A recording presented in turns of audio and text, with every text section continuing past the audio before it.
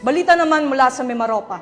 Huli ang isang wanted person sa naging operasyon ng mga otoridad dahil sa kasong serious physical injuries sa Roxas, Palawan. Patrolwoman Dara Falogme, ibalita mo. Isang matagumpay na operasyon ang isinagawa ng mga otoridad matapos masakote ang isang wanted person sa kasong serious physical injuries sa Barangay 2, Roxas, Palawan.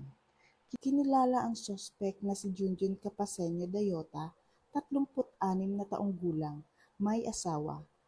Ang operasyon ay pinangunahan ng Roxas Municipal Police Station kasama ang iba't ibang sangay ng kapulisan tulad ng El Nido Municipal Police Station, 2nd Palawan PMFC, 41st B Maneuver Company RMFB, Regional Intelligence Division, Police Investigation and Detective Management Unit Palawan, Provincial Intelligence Unit Palawan, at CIDG Palawan.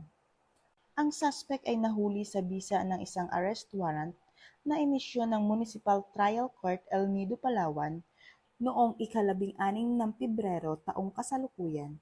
Ang kaso ay may docket criminal case number 1729 na may rekomendadong piyansang 18,000 pesos. Sa kasalukuyan, ang suspect ay nasa pangangalaga ng Roxas Municipal Police Station at upang harapin ang kaukulang kaso. Ang pagkakahuli sa suspect ay nagpapakita ng determinasyon ng mga otoridad na ipatupad ang batas at mabigyan ng katarungan ang mga biktima ng krimen sa komunidad. Mula dito sa Calapan City, Oriental, Mindoro, ako ang inyong PNN correspondent, Patrolwoman Dara Falogme, alagad ng batas, tagataguyod ng balita.